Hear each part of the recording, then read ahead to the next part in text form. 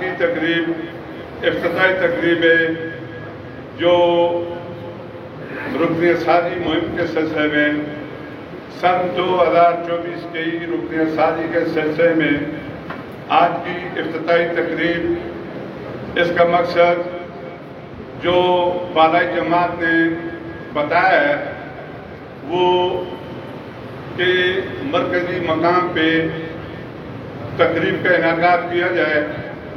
جس میں علاقے کی بزرگ شخصیات کی رکنیت فارم سے افتتاح کیا جائے۔ تو اس سلسلے میں آج اٹک کے مقام پہ تمام تحصیلوں کے ذمہ داران کو دعوت دی گئی ہے، بزرگان کو دعوت دی گئی ہے، اور آج کی اس تقریب میں حضرت مولانا امتیاز خان صاحب دامت برکاتہم کے رکنیت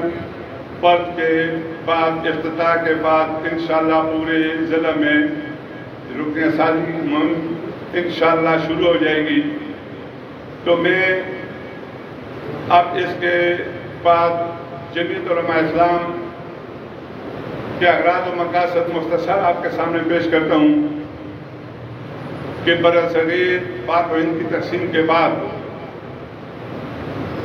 جب پاکستان بنا تو اس کے بعد ہماری اس ضلع میں جو شخصیات، جو بزرگان مشائخ اس جماعت کے امیر فائز رہ چکے ہیں اور سربراہ رہ چکے ہیں، تو اس تقریب میں ان کا نام لینا بہت ضروری ہے کہ کن کن حضرات نے اس جماعت میں اپنا کردار ادا فرمایا ہے۔ سب سے پہلے پاکستان کے بننے کے بعد شیخ العزیز حضرت مولانا نصیر الدین رحمۃ اللہ علیہ اس جماعت کے سب سے پہلے ذمہ دار تھے، اور انہوں نے جمعیت علماء اسلام میں اپنا کردار ادا فرمایا۔ اس کے بعد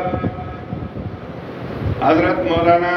حکیم عبدالحی صاحب رحمۃ اللہ علیہ جو بھوئی گار کے تھے، اس جماعت کے وہ امیر تھے، اور انہوں نے اپنے دور میں اس جماعت میں اپنا کردار ادا فرمایا۔ ان کے بعد قاری سید الرحمان صاحب رحمۃ اللہ علیہ کی سرپرستی میں حضرت مولانا سنگت ارحان صاحب رحمۃ اللہ علیہ آپ برادری حضروں کے، انہوں نے اس جماعت میں اپنی عمارت میں گلی گلی،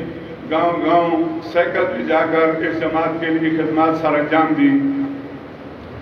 ان کی وفات کے بعد پھر اس ضلع میں ایک مشکل ترین وقت آ گیا تھا ہماری جماعت میں، جسے MRD کا دور کہا جاتا تھا۔ اس دور میں ہارون کے پیر محبوب عالم شاہ صاحب اس جماعت کے امیر تھے۔ ان کے بعد اور اس وقت سرپرستی بھی مولانا شیخ العزیز مولانا ظہور الحق صاحب رحمۃ اللہ علیہ فرماتے تھے۔ ان کے بعد پھر حضرت کے مولانا ایوب صاحب رحمۃ اللہ علیہ، انہوں نے عمارت سنبھالی، اور انہوں نے اپنے دور میں مشکل دور میں اس جماعت کا کام سر انجام دیا۔ ان کی وفات کے بعد پھر ان کے صاحبزادہ حضرت مولانا سید الرحمان رحمانی صاحب نے اس جماعت کی عمارت سنبھالی، اور انہوں نے اپنے وقت میں خوب محنت فرمائی۔ ان کے بعد یہ جماعت کا تسلسل ہے، انتخابات ہوتے ہیں، کوئی امیر بنتا ہے، کوئی نہیں بنتا، جیسے جماعت منتخب کرتے ہیں۔ ان کے بعد پھر حضرت مولانا نواب الحسن صاحب رحمۃ اللہ علیہ اس جماعت کے امیر رہے، اور انہوں نے اپنی زندگی میں بھی بہت خوب جماعت کے لیے دورے کیے، کام کیا۔ ان کی شہادت کے بعد پھر اس جماعت میں انتخابات ہوئے، اور حضرت مولانا شیر زمان صاحب دامت برکاتہم اس جماعت کے امیر منتخب ہوئے، اور میں ان کے ساتھ بطور ناظمی عمومی خدمات سر انجام دیتا رہا۔ پھر دوبارہ انتخابات ہوئے تو جماعت نے اعتماد فرمایا، پھر مولانا شیر رحمان صاحب دامت برکاتہم کو دوبارہ امیر منتخب کیا، پھر بھی بندہ ناچیز ان کے ساتھ ناظم عمومی کی خدمات سر انجام دیتا رہا۔ ان کے بعد یہ جماعت کا طریقہ کار ہے، انتخابات ہوئے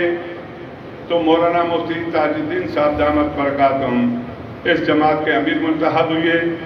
اور ان کے ساتھ حضرت بلال بادشاہ صاحب آپ ہارون ناظم عمومی منتخب ہوئے۔ انہوں نے اپنے وقت میں